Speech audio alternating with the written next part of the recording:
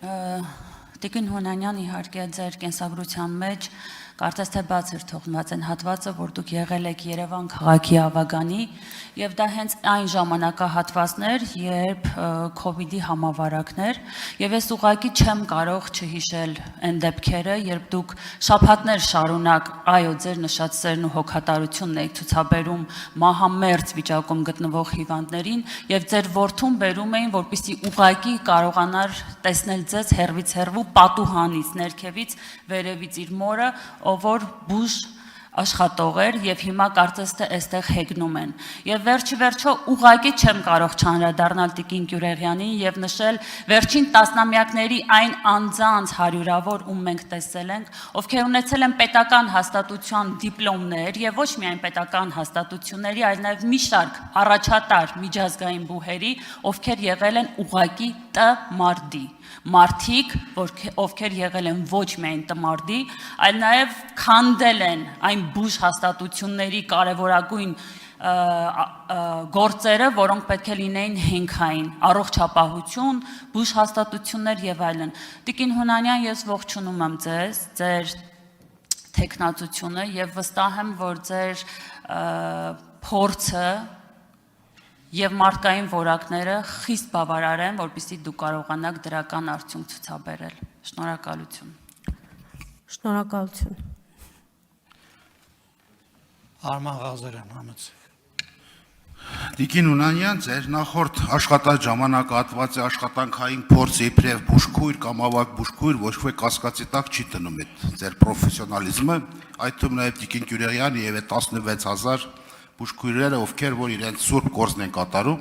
ստեղ ձեր առաջադրված պաշտոնը պահանջում է բավականին բարդ եւ պրոֆեսիոնալ, այդ թվում կառավարման փորձ։ Խոսքը սրա մասին է, մեկ խղաթյուրեք այդ ամեն ինչը։ Իհարկե դա ձեր քաղաքական որոշումն է, բայց պետք է ամեն ինչ ճիշտ ուղղությամբ տանենք, որպեսզի կարողանանք մեկս մյուսին հասկանալ։ Ես ինձ համար մի քանի հարցեր եմ առաջ քաշել, ձեր ընտրվելու դեպքում ինչպես եք պատկերացնում իդրավ համակարգում դրվելաշրջանառության մեջ մարզային ողջ բժշկական կենտրոնները, հիվանդանոցները օպտիմալացվելու է եւ օպտիմալացման քողի տակ, այսինքն կառավարման ձևն է փոխվելու,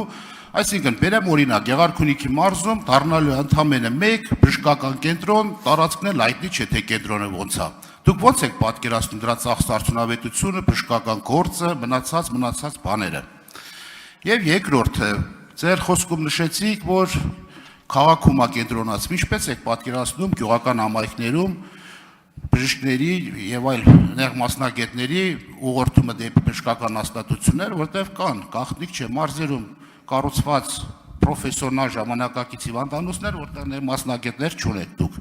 Դուք պատասխանեք, հետո այս արձագանքի տեսքով մնացած, այսինքն հարցս վերաբերվում է օպտիմալացման գործընթացին եւ դուք ձեր ընտրվելու դեպքում ինչպես եք պատկերացնում այդ գործընթացը, ո՞նց է կազմակերպվելու բժշկական գործը մնացածները։ Շնորհակալություն հարցի համար։ Պարոն Ղազարյան, սկզբի համար ասեմ, որ կառավարման ձիրք ունեցող մարդուն պետք չի, որ նա ունենա բարձրագույն կրթություն, որովհետև շատ բարձրագույն կրթություն ունեցող մարդիկ կառավարման ձիրք չունեն, օպտիմալ արդյունավետ չեն կառավարում հիմնարկները եւ ընդհանրապես գերատեսչությունները կարող են դրանք նաեւ լինել։ Ես կարծում եմ, որ կառավարման ձիրք ունեցող մարդը պարտադիր չէ ունենա միջին մասնագիտական կրթություն եւ ես կարծում եմ նաեւ, որ օրենքներ կարդալը, օրենքներ մեկնաբանելը այնքան շատ դժվար չէ, ինչքան աշխատել, մտածել նաև միաժամանակ հիվանդանոցային օղակում, կողմնորոշվելու տեսակետից, այդ մեկ երկրորդը օպտիմալացման հետ կապված, քանի որ դեռ այս նախագիծը չի եկել ազգային ժողով, թույլ տվեք ես շատ իմ պատկերացումների մասին չխոսեմ, որովհետև դեռ նախագծին լիովին ծանոթ չեմ։ Ես եւ կողմ եմ եւ դեմ եմ, միայն այս կասեմ դեռ, ինչքան որ ծանոթ եմ նախագծին, մի կողմից կարծում եմ, որ պետք է տեղում կառավարել եւ տեղում վերցնել այդ պատասխանատվությունը ղեկավար անձը իր վրա եւ հարցերը լուծի, այսինքն հենց բժշկական կենտրոնում։ Մյուս կողմից միգուցե մեզ նախարարությունը շատ ավելի լավ ծրագիր է առաջարկում, որը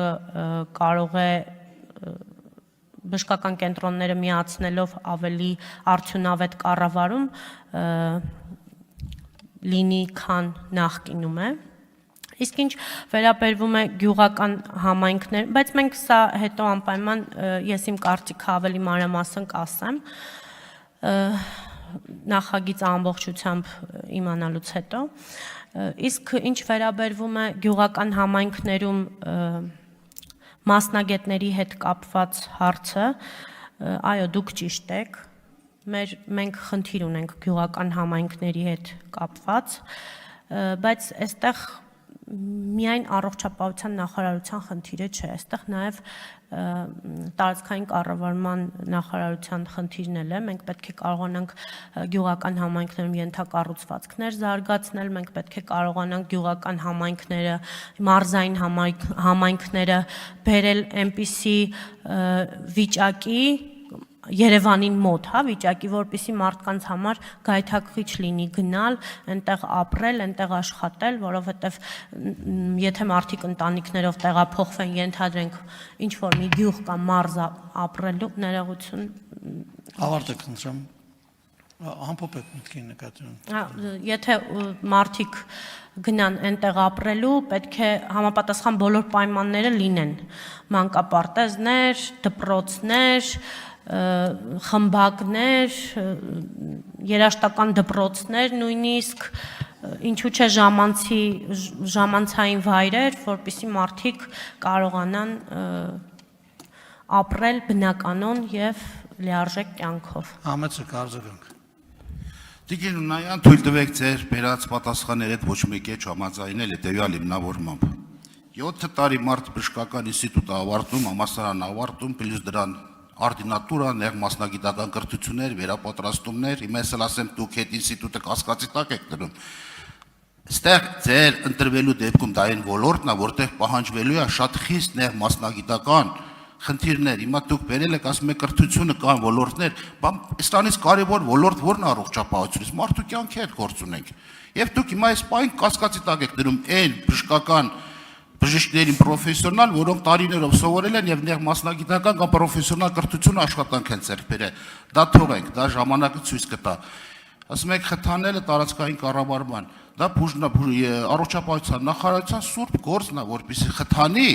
տեղերում կարողանա իր նեղ մասնագետներին կամ օրինակ բերեմ օրինակ Վարդենիսի տարածաշրջանի հիվանդանոցը անեստեզիոլոգ չունի։ Տեղյակ եք։ Պետք է Մարտունուց կամ Գավառից անեստեզիա ավարտում են պարոն Արշակյան։ Գնա որպեսզի նեղ մասնագիտական բուժում բանան։ Ասում եք նախագծին ծանոթ չեմ։ Դուք այդ ազնաժողովի անդամ եք եղել, այդ ազնավը պետք է դուք կարդացած եւ պատրաստված կայեք, որպեսզի մեր հարցերը ուղիղ հարցերին կարողանայիք պատասխանել։ Վարդենիսի հիվանդանոցը ունի պաթանոլոգիական լաբորատորիա դերձարա, որտեղ բերում է մարտինում է երձումը անում։ Ինչպես եք պատկերացնում այդ խնդիրները, սրանք համակարգային խնդիրներ են, ոչ թե հեռանկարային առողջապահական ապահովագրություն, տեղորայքի շուկա, չգիտեմ ինչ։ Այս հարցերը պետք է դուք պատասխանեք, որ մենք հասկանանք։ Հասկանալի է, կարծում եմ պատասխանում եք, բայց նաև պատասխանը ձեր հարցը։ Իսկ ինչ խնդիր կա, որ Վարդենիսից հիվանդին ներողություն հանգուցյալին տանում են Մարտունու դիահերձարանում հերձելու։ Եվ ուզում եմ հասկանամ ինչ խնդիր կա այդտեղ։ Այսինքն ուզում եք ասեք, որ ձեր տան կողքը դիահերձարան կա, որ Աստված ոչ անի, ձեր շենքից մեկը մահանում է, միանգամից տեղից հանում եք, մտցնում եք դիահերձարան, ինչ որ մի ճանապարհ չեք գնում հասնելու դիահերձարան։ Պարոն Ղազարյան, 70 կիլոմետր, Հայաստանի Հանրապետությունը այնքան մեծ չի, որ մարդիկ 70 կիլոմետր չկարողանան գնան ինչ որ միտեղ հասնելու համար։ Եվ ընդհանրապես ով ասեց, որ պետք է ամեն ինչ որ տեղ մի հատ բժշկական հաստատություն լինի, ինչ որ բան անելու, ինչ որ ակետից բեկետ հասնելու համար։ Տրանսպորտ գոյություն ունի ավտոմեքենաներ, չգիտեմ, ամեն հնարավոր